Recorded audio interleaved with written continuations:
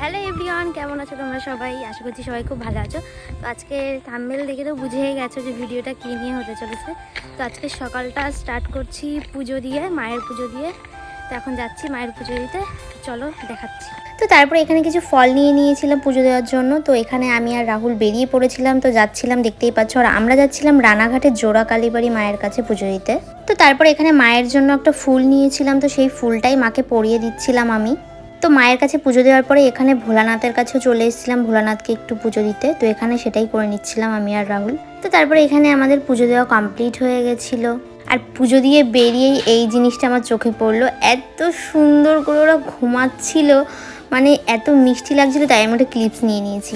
আর তারপরে আমরা যখন যাচ্ছিলাম, যেতে যেতেই দেখলাম এক জায়গায় ফুল বিক্রি করছে। তখনই রাহুল বললো যে চলো, তোমাকে তো আজকে এমনি আমি ফুল গিফট করবো, তাহলে ওখান থেকেই কিনে দিই। তো এই যে নবাব ফুল এখন আমাকে খাইয়ে দিচ্ছে। সকাল থেকে একদম খাওয়ায়নি। সকাল 5:30টার সময় উঠে স্নান করে পুজো দিতে গেছি আমরা।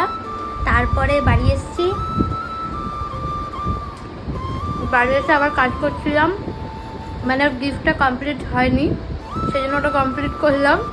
তারপরে ওরা আসলো, আমি সবে ফ্রেশ হলাম আর ও এখন আমাকে খাইয়ে দিচ্ছে।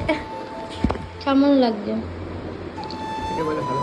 তো তারপরে এখানে আমি বেশি আর ক্লিপস কিছু নিতে পারিনি। তো এখানে যাই হোক সবাই চলে এসেছিলো, তো আমি রেডি হচ্ছিলাম, মানে একটু হালকা সাজতেই হবে তাই না, সেই জন্য একটু সেজে নিচ্ছিলাম। তারপরে আমরা সেলিব্রেশন করব। তো দেখো, তো তারপরে এখানে আমরা মেয়েরা একটুখানি ডেকোরেশন করে নিচ্ছিলাম, আর ছেলেরা ঘুরে ঘুরে বেড়াচ্ছিল। কি আর করা যাবে, ডেকোরেশনের কাজ তো মেয়েদেরই করতে হয়। বাট না, পিছনে যে ব্যাকগ্রাউন্ডটা অরিজিনাল, ওটা সব ছেলেরাই কমপ্লিট করেছে, আর আমরা জাস্ট ফুলের ডেকোরেশনটা করছিলাম।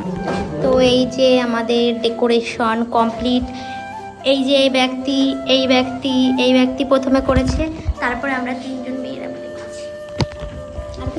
এবার আমাদের সেলিব্রেশন স্টার্ট।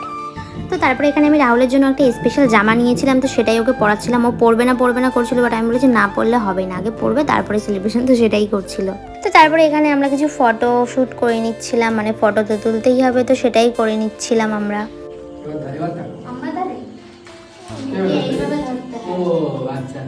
ওই যে ফুলটা সামনে দেখা।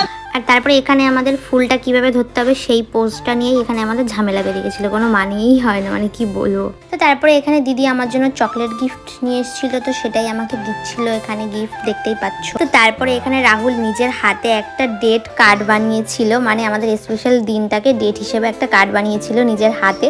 তো এটা সত্যি আমার কাছে সব থেকে বেস্ট গিফট, স্পেশাল গিফট। মানে ও এইসব জিনিসগুলো পারে না, বাট তাও আমার খুশির জন্য এটা করেছে, এটাই আমার অনেক।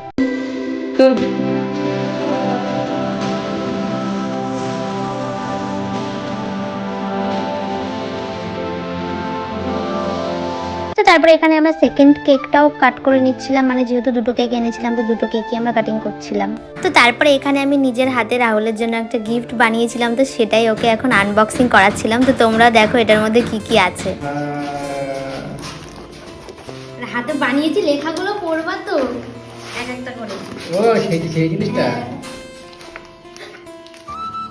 আমাদের মুখটা কিন্তু একটু করে সামনের দিকে এগিয়ে দিবা, সামনে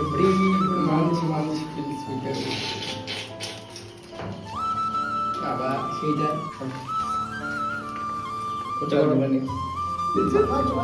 তো ওখানে মোটামুটি অনেকগুলোই আমি ওখানে গিফট বানিয়েছিলাম, বাট অতগুলো আর ভিডিও ক্লিপসে নেওয়া সম্ভব হয়নি বলে ও কটাই দেখালাম। পরে আমি একটা পিকচার পোস্ট করব, সেখানে তোমরা দেখে নিও। আর তারপরে এখানে আমি রাহুলের দেওয়া গিফটটা আনবক্সিং করছিলাম। তো দেখো গিফটটা কি আছে, আমার ভীষণই পছন্দ হয়েছে।